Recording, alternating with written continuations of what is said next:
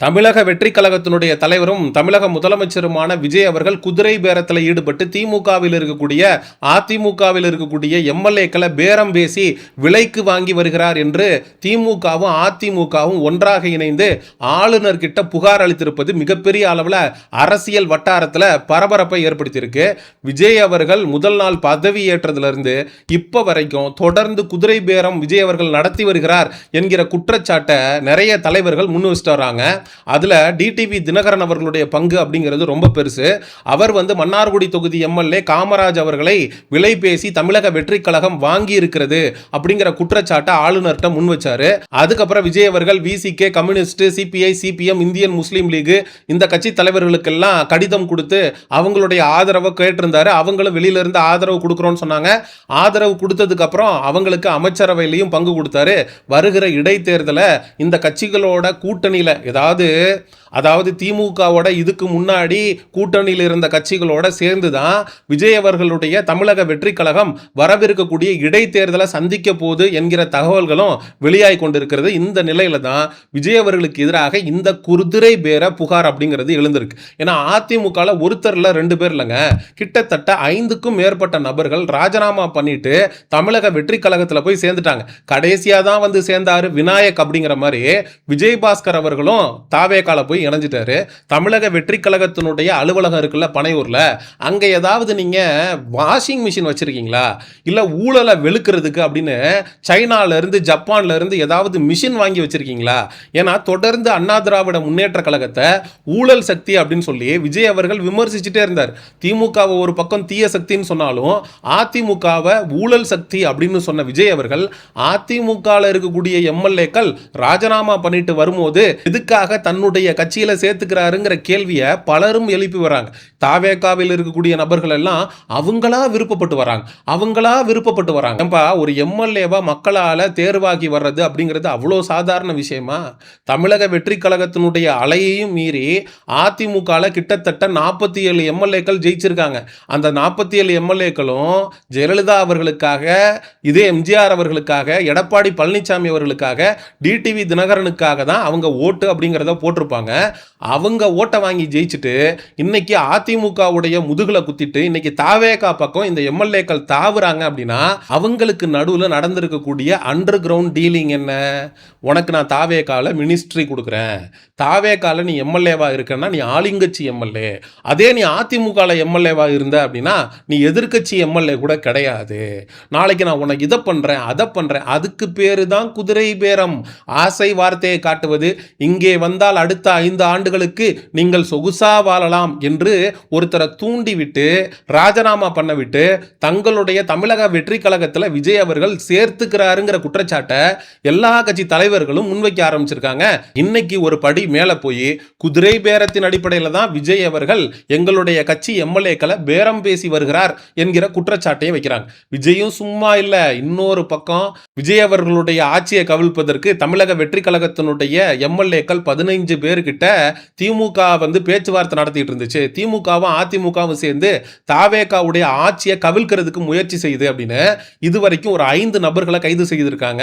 அதுல மூளையாக இருந்து செயல்பட்ட ஒரு நபர் திமுகவில் இருக்கக்கூடிய செந்தில் பாலாஜி அவர்களையும் அவருடைய சகோதரர் அசோக்குமார் அவர்களையும் சென்னையில சந்திச்சுட்டு வந்துதான் அவங்க ஹோட்டல்ல ரூம் போட்டு உட்காந்து தமிழக வெற்றி கழக எம்எல்ஏக்கள்கிட்ட கிட்டத்தட்ட 35 கோடியிலிருந்து 50 கோடி வரைக்கும் பேரம் பேசி விஜய் அவர்களுக்கு எதிராக கொண்டு வரக்கூடிய நம்பிக்கை இல்லாத தீர்மானத்தில் நீங்க விஜய்க்கு எதிராக வாக்களிக்கணும், அப்படி நீங்க வாக்களிச்சீங்கன்னா 35 கோடி 50 கோடின்னு ஆசை வார்த்தையை காட்டினது மட்டும் இல்லாம இந்த விஷயத்தை மட்டும் நீங்க வெளியில சொன்னீங்கன்னா உங்களை குடும்பத்தோட காலி பண்ணிடுவோம் அப்படின்னு இந்த திமுக தரப்பு மிரட்டினதாகவும் தாவேகா தரப்பு குற்றம் சாட்டிட்டு இருக்காங்க.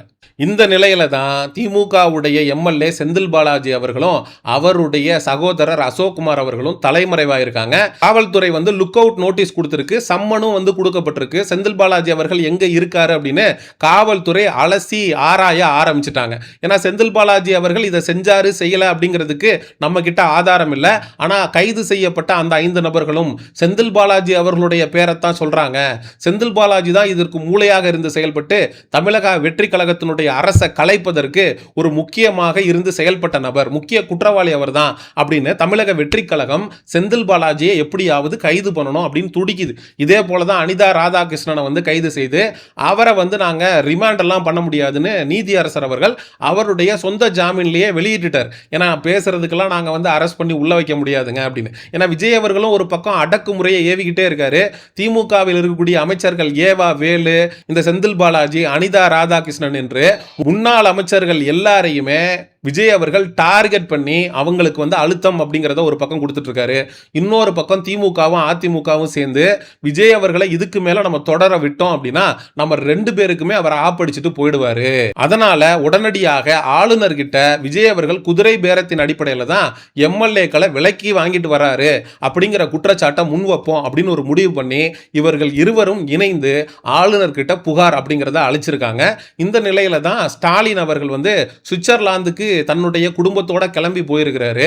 ஏன்னா எவ்வளோ இங்கே அமளி துமளி நடந்துகிட்டு இருக்கு, எவ்வளோ பெரிய முக்கியமான பிரச்சனை, விஜய் அவர்களுக்கு எதிராக குதிரை பேரம் நடைபெறுது அப்படின்னு கட்சியுடைய நிர்வாகிகள் போய் ஒரு புகாரை அளிக்கிறதுக்கும் இதே ஸ்டாலின் அவர்களும் எடப்பாடி பழனிசாமி அவர்களும் ஆளுநரை நேரில் சந்திச்சு ஒரு அழுத்தம் கொடுக்கறதுக்கும் ஒரு பெரிய வித்தியாசம் இருக்கு. ஏன்னா ஆளுநர் அவர்கள் ஸ்டாலினும் எடப்பாடியும் நேரில் வராங்க, 2 பெரிய கட்சிகளுடைய முக்கிய தலைவர்கள், இவங்க வந்து ஒரு குற்றச்சாட்டை விஜய்க்கு எதிராக வைக்கிறாங்க அப்படின்னா அதை கண்டிப்பா நம்ம பரிசீலிக்கணும், குதிரை பேரம் நடந்திருக்கா அப்படிங்கிறத வந்து நம்ம ஆய்வுக்கு உட்படுத்தணும் அப்படின்னு ஆளுநர் அவர்கள் ஏதாவது ஒரு ஆக்ஷன் எடுக்கிறதுக்கு வாய்ப்பு இருக்கு. எடப்பாடி பழனிசாமி அவர்களும் ஸ்டாலின் அவர்களும் நேரில் வராம அவங்க வந்து தங்களுடைய கட்சி ஆட்களை அனுப்பி ஆளுநர் கிட்ட புகார் கடிதத்தை கொடுத்திருக்காங்க. ஆளுநர் அவர்கள் விஜய்க்கு எதிராக என்ன நடவடிக்கை எடுக்க போறாரு அப்படிங்கறத நம்ம பொறுத்திருந்து தான் பார்க்கணும். விஜய் அவர்கள் இந்த குதிரை பேர அரசியல்ல தொடர்ந்து ஈடுபட்டுக்கிட்டே இருக்காரு அப்படிங்கிற குற்றச்சாட்டு விஜய் அவர்கள் ஆட்சி பொறுப்பேற்ற முதல் நாள்ல இருந்து அவருக்கு எதிராக வைக்கப்படக்கூடிய குற்றச்சாட்டு. இதே மன்னார்குடி எம்எல்ஏவை கடத்திட்டு போய் விஜய் தரப்பு இந்த தாவேகா தரப்பு அவர்கிட்ட ஆதரவு கடிதம் வாங்கினாங்க அப்படிங்கிற ஒரு குற்றச்சாட்டும் விஜய் அவர்களுக்கு எதிராக அப்பவே எழுந்தது. டிடிவி தினகரன் அவர்கள் விஜய் அவர்களை லெஃப்ட் ரைட் விட்டு வாங்கி விட்டாரு, விஜய் மாற்றம் இல்ல வெறும் துர்நாற்றம் அப்படின்லாம் டிடிவி தினகரன் அவர்கள் விமர்சிச்சிருந்தாரு. டிடிவி தினகரனோட கட்சியில் இருக்கக்கூடிய நபர்களை இவங்க கடத்தி கொண்டு போய் அவங்க கிட்ட இருந்து லெட்டர் வாங்கினப்பவே இந்த அதிமுக திமுக இருக்கக்கூடிய எம்எல்ஏக்களை அவங்க சேஃப்டி பண்ணியிருக்கணும். அதிமுக ஒட்டுமொத்தமாக கோட்டை விட்டுட்டு நிற்குது. ஏன்னா கோட்டையாக இருக்கக்கூடிய அந்த அதிமுகவுடைய கூடாரத்தில் இருந்து விஜய் அவர்கள் ஒவ்வொரு செங்கலா உருகிட்டு இருக்காரு, ஒவ்வொரு விக்கெட்டா விழுந்துகிட்டு இருக்கு. நேற்று காவல்துறையால கைது செய்யப்பட்ட அனிதா ராதாகிருஷ்ணன் அவர்கள் பெயில்ல வந்தப்ப காவல்துறை அதிகாரிகள் கிட்ட தாவேகா சொல்லி என்னையும் விலை பேசினாங்க, என்னையும் ராஜினாமா பண்ணிட்டு தமிழக வெற்றி கழகத்துல வந்து சேர சொன்னாங்க அப்படிங்கிற குற்றச்சாட்டை திமுகவுடைய முன்னாள் அமைச்சர் அனிதா ராதாகிருஷ்ணன் அவர்களும் முன் வச்சிருக்காரு. அப்போ விஜய் அவர்கள் ஒரு குதிரை பேர அரசியலை தமிழ்நாட்டில் நடத்திக்கிட்டு வராரா அப்படிங்கிற கேள்வியை நம்மளால எழுப்பாம இருக்க முடியல. அதிமுக இருந்து ஒவ்வொரு விக்கெட்டா கிளண்டு போய்கிட்டு இருக்கும் போதே திமுக கரெக்டான நேரத்தில் சுதாரிச்சு இன்னைக்கு அதிமுகவோட கை கோர்த்து திமுகவும் அதிமுகவும் சேர்ந்து விஜய் அவர்கள் குதிரை பேர அரசியலில் ஈடுபடுறாரு என்கிற புகாரை ஆளுநர் கிட்ட கொடுத்திருக்காங்க. விஜய் அவர்கள் இன்னைக்கு சீஃப் மினிஸ்டரா இருக்கிறதுனால காவல்துறை அப்படிங்கிறது அவருடைய நேரடி கட்டுப்பாட்டில் இருக்கு.